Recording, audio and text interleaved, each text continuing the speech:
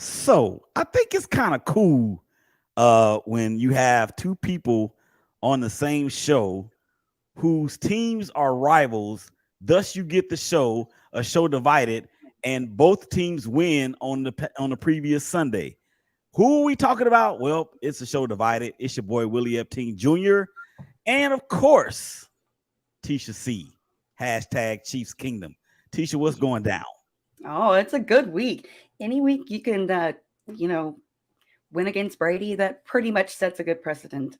Y'all And did beat Brady. we did. And it was a Y'all good did win, beat, too. beat, beat yeah. Y'all did beat Brady, and we of course got our first dub of the year over the AFC West rival Denver Broncos. So we're gonna get to that here in just a minute. We're gonna talk a little Brett Favre, and I think Teshia may have had a crush on this dude. I'll see if she wants to tell that story when we come back.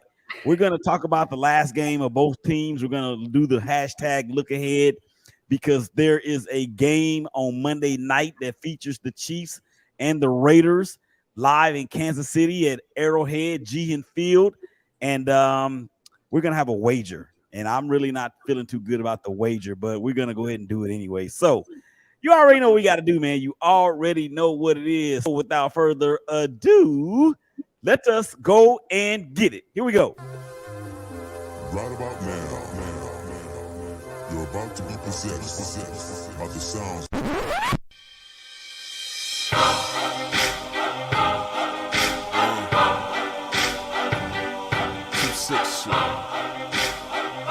Yeah, I know what it is. You little suckers get to talking, grabbing out walking, strapped to the pong, getting jaws and smacking, they sleep with the coffins. And they getting greedy like saying, give me all Yeah.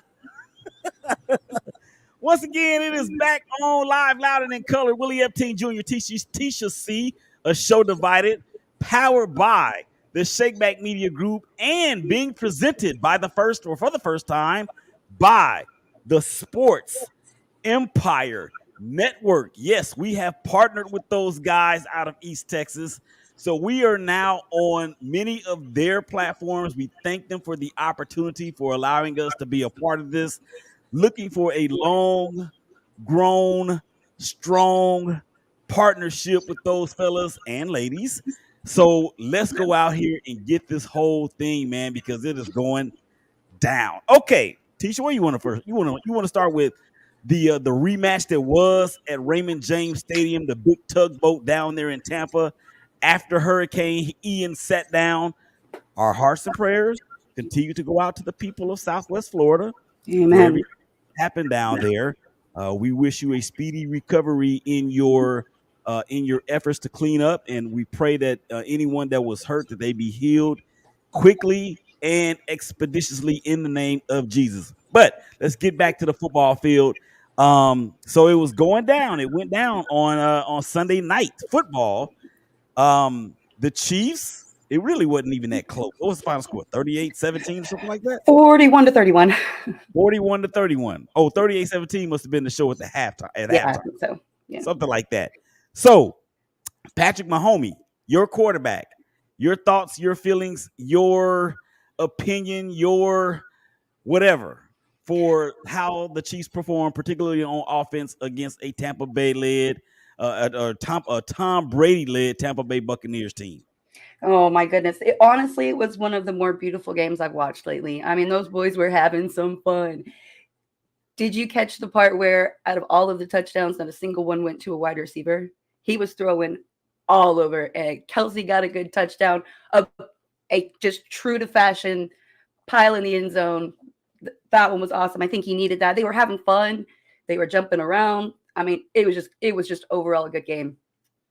Super happy about it. It depends on who you are on whether I would be scared, friend. I'm just saying. So okay. Now, do you think, or as a Chiefs fan, and remembering what happened in Super Bowl 55 or whatever it was, double nickels, whichever Super Bowl it was, I just know it's one of those Roman numerals that I never know what it is. As a Chiefs fan, did you have a sense of redemption after this particular game? Oh, absolutely. Absolutely. Man, absolutely. Yeah. I called a lot of people and sent a lot of texts out. Is that right? Yes, that's right. So I get them when we lose, but when we win, especially like that, I'll say my piece.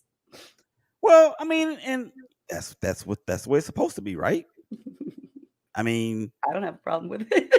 I mean, look at it from the standpoint of what happens on Monday when we beat the snot out of you guys, It'll or be a good game. or vice versa. Your team beats the snot out of mine. I mean, I'm gonna do what I normally do. I haven't done that for you since we started this show, but I guess I will since there is a sense of camaraderie, and I think we have great chemistry when it comes to this particular show. So I may have to start eating some barbecue crow. I like the dark meat too, and have to give it up to where it is. So Tampa Bay, their defense, which is obviously the strength of the team, they got Kansas City Chiefs by the Kansas City Chiefs. Yeah, they did. Yeah.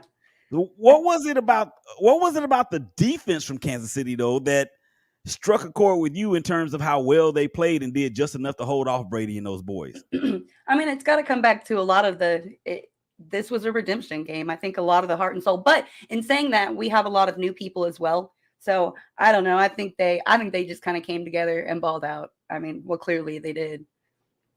Chris Jones had a good game. Snead had a good game. What about Sorensen? Oh, wait a minute. Sorensen doesn't play for them anymore, does he? He sucks.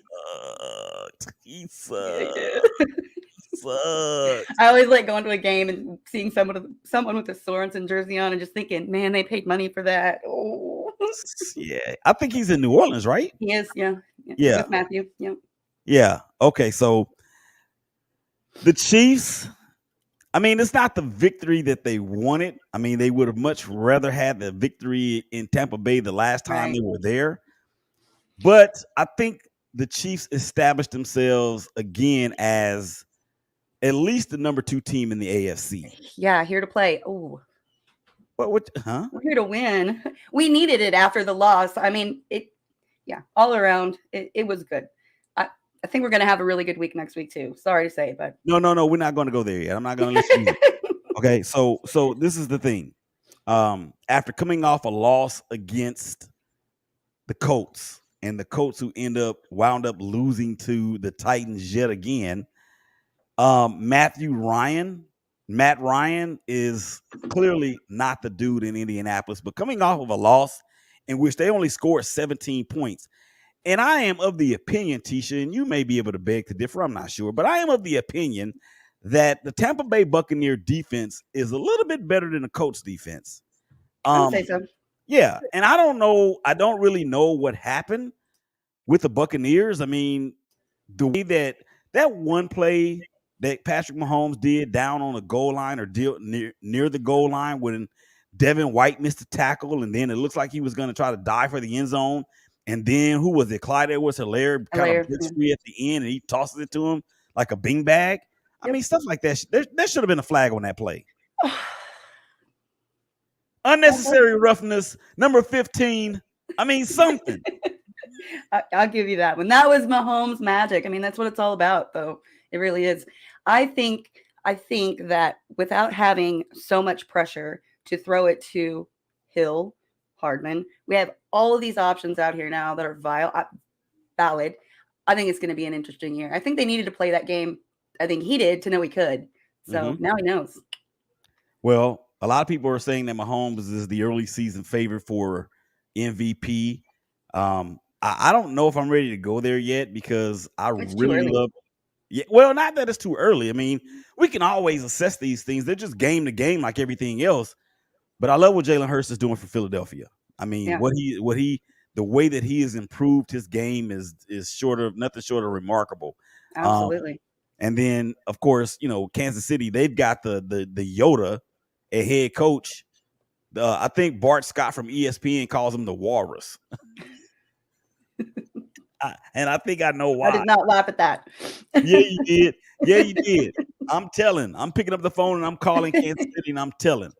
So, all right. So let's move on to the Raiders, the Las Vegas Raiders at home against the Denver Broncos in Week 3. Derek Carr. This is the thing. The final score was what, 26? I don't remember what the score was. 22-24, I think, right? No, it was something No. close. It was something we scored more points than that, but I don't remember what the score was, and I don't care because we won. So, Oh, yeah. but here's the thing with the Raiders. The Raiders. 32-23. Go ahead. What was it? 32-23. 32-23. No, yeah. Yeah, it was.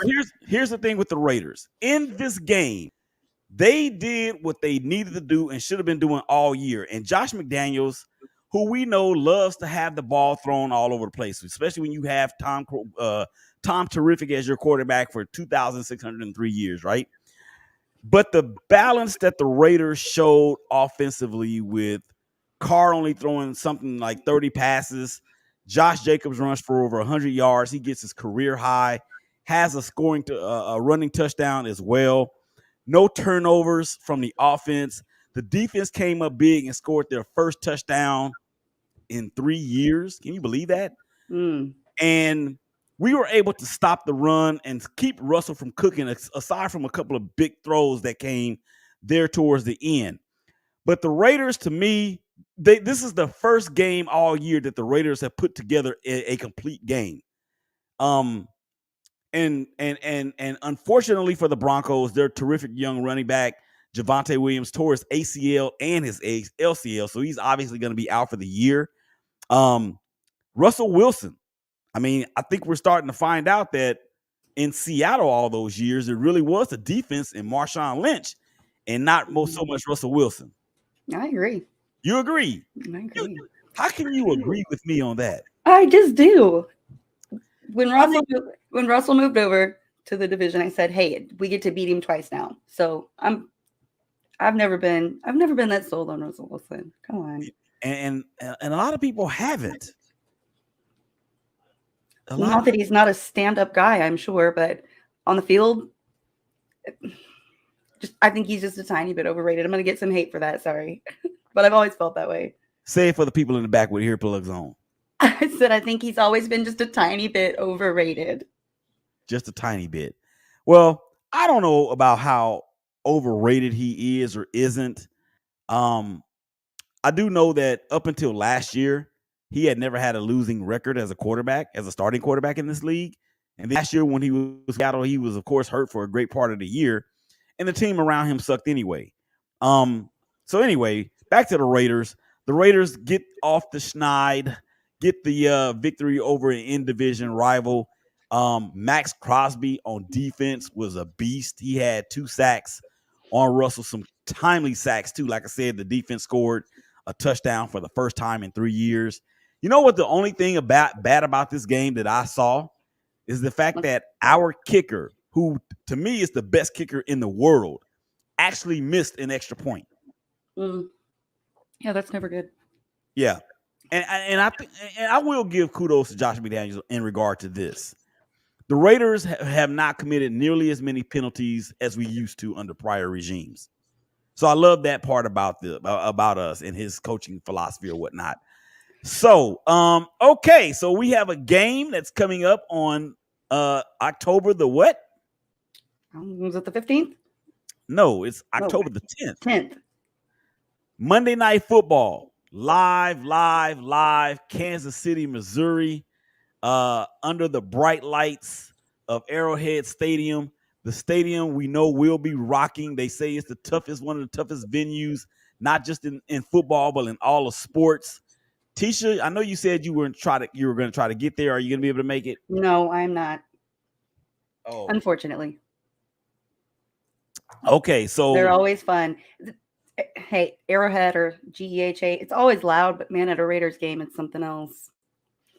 What is it about that stadium that makes it so loud? Fans, we go crazy, man. We have passion. I mean, but win or lose, every team's fans have passion. We're extra. We're just extra. I want to ask you a question before we actually get into the nuts and bolts of that game. Who do you think has the more nauseating? I think we have even asked you this already, but since we have a new audience. Oh, by the way, thank you guys out there for checking us out on Facebook Live through the Shakeback Media Group Facebook page, as well as the Sports Empire Facebook page. Thank you for checking us out on YouTube Live through the Shakeback Media Group's YouTube channel, as well as the Sports Empire Network's YouTube channel. And of course, on Twitter. Teshia, do you know that the Shakeback Media Group on Twitter has now surpassed 7,000 followers? That's awesome. Thank Yay, you. yay, Thank yay. you. Thank you. You have a lot to do with that, so we appreciate that. Well on the way to 1 million. It's just right around the corner. Wow, I'll take it. And you talk about some lives being changed. Okay, we're not gonna get into that right now because I'll start crying on the air again. Okay, so the Raiders will be visiting Kansas City on Monday night. The Raiders coming off the first victory. The Chiefs coming off of a big win over Tampa Bay on the road. What are you most looking forward to in this matchup? Oh, winning. As if that didn't need to be said. No, but I felt the need to. Yeah, I don't know. I'm just excited. I think we're gonna be so fired up from this last game. I think we're gonna come out playing hot. I think we're gonna do some big things. And yeah, I don't know. I'm just excited to see how it goes down. Well, I'll tell you what, if the Raiders can run the ball, and I know we can, we just have to commit to it. If the Raiders can run the ball like we did against Denver, it's going to be a very interesting game. And not to say that I actually think that the Chiefs are more explosive now than they were when Tyreek was there. I agree. It's a different kind. It's a different kind of explosive. It's a dangerous kind of explosive. I'm literally, honestly, on both sides. It could go either really well or really not well. So it makes it interesting. It's football. Well, I don't think I've ever heard of anything that was explosive that wasn't dangerous. He said, fair enough. Oh my goodness. Fair but enough. I think the reason why it's a different kind of dangerous is because it may not have the flash and it may not have the one strike capability that we've seen in the past. But Andy Reid and Eric Bieniemy are two of the most refined coaches and coordinators I think that this game has ever seen. And the way that they scheme things open for those guys is nothing short of incredible. They're actually turning Juju Smith-Schuster from an average wide receiver into above average wide receiver. I agree. So when you have that and Travis Kelce doing Travis Kelce things, and then you got these running backs, man, that are perfect for this system. The only thing that I see different is that you don't see the 2-play 85-yard drive in like 48 seconds. And I'm okay with that. No, and you shouldn't. As Chiefs fans, they shouldn't. And I think too many people, including myself as analysts and so-called experts, were saying that, just because they are not going to be able to do that like they once were able to, this is going to make them be less of an effective offense. And I think everything to the contrary has taken place. Absolutely. Yeah. So absolutely. when you look at what they did against the Cardinals in the first game, didn't that dude throw a touchdown to 5 different people? I believe so. It was okay. It was beautiful. Yeah, it was. But then again, it was the Cardinals. Sure. It was the Cardinals. But here's the thing, too, because the Raiders defense has been somewhat improved. We've got I should say one, because Chandler Jones ain't done jack all year. I mean, like, dude, where are you? Where art thou, Romeo? Something like that. I mean, can you get off the back of a milk carton and do what you're supposed to do? Well, sounds like he's due for a good game. Well, that is true. Kansas City has one of the better offensive lines in the game. Max Crosby is a one-man wrecking show on the defensive side of the ball. We had some injury concerns on defense as well. Denzel Perryman went out in the second half. I think it was another leg injury. I'm not exactly sure. But he went out, and he is the heart and soul of the defense. He actually is the one that calls all the signals, and he was actually the leading tackler in the NFL last year. So having him out, if he's not able to go, oh, man, that's going to hurt. Now, we did just sign Blake Martinez, who was the leading tackler in the NFL 2017 when he was with the Giants. He was with the Giants when the current defensive coordinator for the Raiders was out there in New York. So there's some familiarity there. I don't know how much left he has in the tank. We shall see. Matchup problem, of course, would be Travis Kelce against anybody on the globe. I agree. You agree? I agree. Of course. Now, something that we do have this year that we haven't had in previous years, and that's Devontae Adams. Are you scared? Are you nervous? Are you shaking in your boots? Definitely not shaking, but it'll be interesting, I think, to see. That's one thing about a Chiefs and Raiders game. Like, it really doesn't matter what your win-loss ratio is, yours, ours. They always come to play. It's a different vibe. It's a whole different thing, and it's always interesting. I mean, of the very few teams I don't want to play this year, it would be the Raiders and the Bills. So bring it on. It'll be good. It'll be good football either way. Definitely scared of the Buffalo Bills, who eked out a win over the Lamar Jackson led Baltimore Ravens, as the Ravens have blown yet another second half lead. I'm concerned about that team because they can't stop anybody through the passing game, and the secondary was supposed to be the strength of their defense. Marcus Peters has been getting torched. So don't know how that's going to play out going forward. I believe that Jim Harbaugh might be losing the grip on that team. That's just my opinion. I haven't heard anything. I haven't seen anything. I haven't read anything. But something tells me that he's losing his fingertips of that team. So we'll see. Okay. Teshia, I want to throw out a wager. All right. You know I love a good bet. Football bet.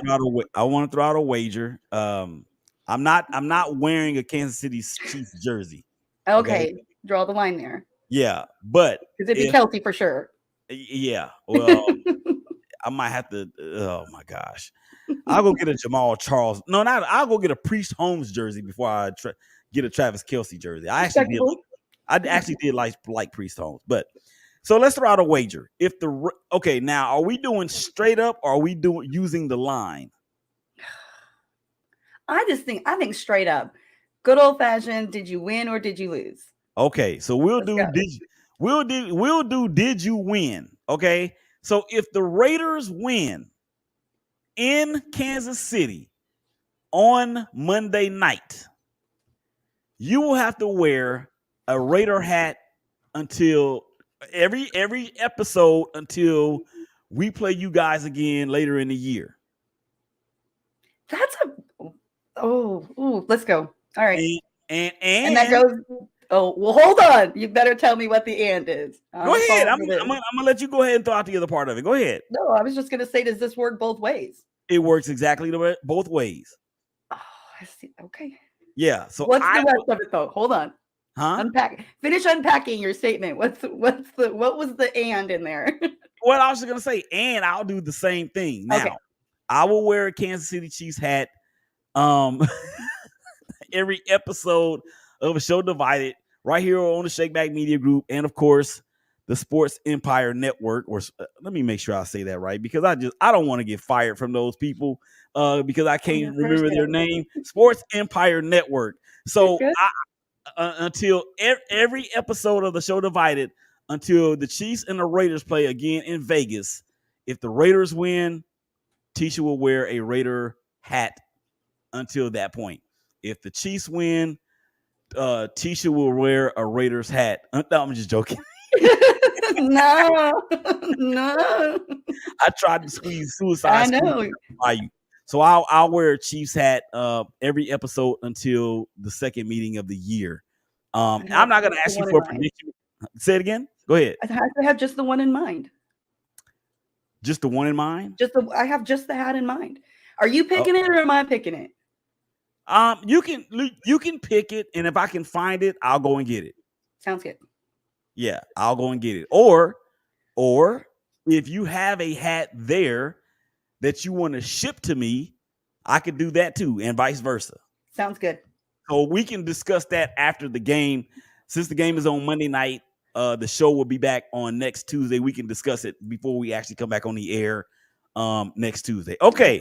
It's gonna hurt so bad. Well, it might hurt. It's going to hurt one of us. Now, so what happens if the game ends in a tie? Nothing. Nothing. Okay, fair enough. Fair enough. Fair enough. Fair enough. Okay, so I'm not gonna ask you for because I already know that you're gonna pick the Raiders, and I don't want you to ask me for a prediction because I'm gonna pick the Chiefs, and I'm only saying that because it's gonna be Murphy's or whatever that stupid is when you actually the kiss of death. That's what it is. That's what Mike Greenberg on ESPN calls it, the hashtag KOD.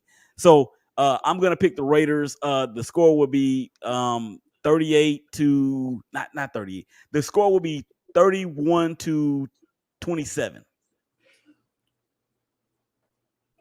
I mean, I think it'll be a little lower than that, but Chiefs for sure, obviously. Okay. I think it'll be in the mid-20s, 20 to it's going to come down to a couple points. I mean, I honestly think so, which is scary when you don't have a whole lot of faith in your kicker. So that might benefit you. We'll see. Well, Justin Reed kicked the field goal from 57 yards in warmups the other day. He does that, yes. Well, I would hate the pressure of a game-winning field goal will come down to that, though. No. Maybe he should get 2 salaries. What you think? Amen. Let him live. Pay the man.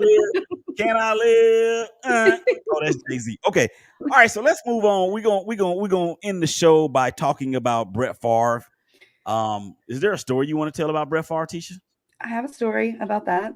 I was pretty heavily convinced in kindergarten that I was going to marry him. He was definitely going to be my husband. It was a thing, and it was going to happen. I used to get really, really upset at like in the schoolyard when people would say, "Oh, he's terrible. He's not." I mean, I would literally defend him. I kicked the boy once because he was being very rude. It's the only time I've ever kicked a boy because he was talking smack, and I was like, "Don't talk about my husband like that." So, needless to say, I was 5. I was pretty, very, very focused on Brett Favre's football. Well, okay, that's cool and all, but based on what he has been alleged to do in Mississippi, people probably want to kick him, and I'm one of them. Amen. Amen. If you haven't heard, I mean, we're going to give this the attention that ESPN, Fox, and all the rest of them are not, simply because a lot of people have deemed Brett Favre as the favorite son of Mississippi, and rightly so. I mean, he went to Southern Miss. He's got a Super Bowl championship. He's got multiple MVPs. He's one of the best to ever do it. He's a Hall of Famer. But the report that came out a couple weeks ago about him and his business partner and former governor of Mississippi, Mr. Phil Bryant, allegedly extorting, if you will, millions of dollars from the Mississippi Welfare Program for the purpose of building a volleyball venue on the campus of Southern Mississippi, his alma mater, and where his daughter played volleyball. Now, she's not there anymore, and I don't think she's been there since this so-called scandal has broken out. First of all, Teshia, what are your thoughts about Brett Favre and this alleged, I don't want to say Ponzi scheme, but to the degree of a criminal or a potential criminal act with stealing this money or taking this money from the poorest citizens of the poorest country in the United States of America? Yeah. I think we can agree it's not a good look. I personally have only done minimal research on it, but I think we're going to have a lot more stuff come out that's probably not going to be great. Yeah.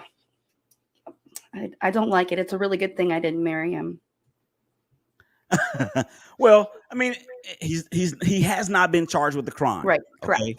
But he is facing civil charges.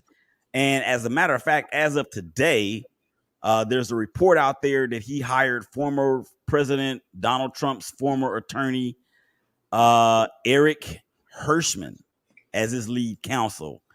I don't really want to get into the politics of this because I don't want to take away anything away from the people that have been hurt the most. And that's the citizens of Mississippi. $8 million. $8 million over the past whatever amount of years this actually amounted to. So I don't understand how a crime has not been filed or has not been, criminal charges have not been filed. Apparently, he has paid back $1.1 million that he supposedly received from a welfare-funded nonprofit under an advertising agreement. Here's one of the things, Teshia, that I am most disgusted by this. And it's not just because he took money from the poorest of the poor. Brett Favre made over $110 million in his NFL playing career. Sure. $110 million. He obviously is still a tremendous part of the NFL family. You mean to tell me that for a cause such as this at your alma mater, you couldn't put together a fundraiser to get people to donate to what you were trying to do? Like I said, it's not a good look. It's just not. It's terrible. Let me say this. It is not a good look. Mm-mm. Not only is it not a good look, it is a horrible look. Mm-hmm. I agree. And Brett Favre has done some not so scrupulous things throughout his playing career. Now, I don't know what he's done in his personal life. I don't really care. But he's done some pretty unscrupulous things while he was playing the game of football. Here is where one of the things that I am most irritated at. People who criticized other people, particularly Colin Kaepernick, for using his constitutional right to protest social injustice and racial injustice, police brutality, and all the works, who was then kept from the NFL by the owners because they blackballed him because it was going to affect their bottom line. I don't understand how people who were so outraged by that are not saying anything about this. I hear crickets. I don't have the answer for that. Yeah, I'm sorry. Well, I think I have the answer. When something in the Black community has taken place for so long, and you have a person that has a large enough platform that is in position to substantiate and provoke the thought of change, no matter how uncomfortable it may be for the majority. That's where the problem came from. Yeah. So when these owners who were fueled by political rhetoric, incorrect political rhetoric, and the fan base got involved, that's what they saw. Now, Brett Favre is no longer playing in the NFL. He can't be banned from the MVPs. His MVPs can't be taken away from him like Reggie Bush's Heisman Trophy was stripped from him. They can't take away his Super Bowl championship. They're not going to kick him out of the Hall of Fame. And I don't know what Wrangler has done. I don't know what the other company that was sponsoring him when he was in the commercial with Jerry Rice about the back issue or the treatment for the back stuff. I don't know where they are in terms of supporting or lack thereof for Brett Favre. But to me, this shines a tremendous light on, and it's fitting that our show is called A Show Divided. Absolutely. And we're a show divided because of our fandom for our Absolutely. team. Teshia and I are doing this show because we are in agreement on a lot of things. And we may not disagree on everything, but what we can do is compromise on certain things. And it speaks to the division that continues to plague from every sector of the United States of America. And hopefully when you see this show, A Show Divided, and she came up with this name, right? Right? Yes. Yes. She came up with this name. So our hope and prayer is that when people see two people, one of a darker shade and the other of a lighter shade, one of that's a man and the other one that's a woman, when you see this show and hear the chemistry that we have put together, and our love for football, that this can be some sort of jumping off point that any two people or any two entities or any two races or any two whatever can come together for the common good. And I remember what, and we're gonna end the show here after I get your final thoughts, Teshia. I remember what Vin Scully, the late great Vin Scully, said about baseball and race relations in the United States of America. He said that he wished that our country, the United States of America, was like a baseball clubhouse where you have people from the Dominican, Puerto Rico, Cuba, Japan, wherever, United States, and where they're all in there together like a finely made, constructed cake. We're all in there together, and we're having the same common goal, and that's to win. Well, we should have that in life because our goal is to win in life. Final thoughts, Teshia. That was great. I really respect everything you just said. I love the fact that football brings us together. Doesn't always mean they get it right. I mean, that's as with anything. But I love what we're doing here. It's something I look forward to the most every week. So I thoroughly enjoy it. I'm just blessed to be a part of it. Well, this thing called Twitter and social media, ladies and gentlemen, you don't have to jump off into people's DMs and be sending them inappropriate pictures. I actually had that. I know that you've had that. Yeah, you have. Don't get your eyes all big. You know you have. That's a whole show in itself. Yeah, and this is what actually happens when technology is being used for good. Okay. With that being said, we thank you guys out there for checking us out again on Facebook Live, through the media group's page, as well as the network, as well as YouTube and Twitter.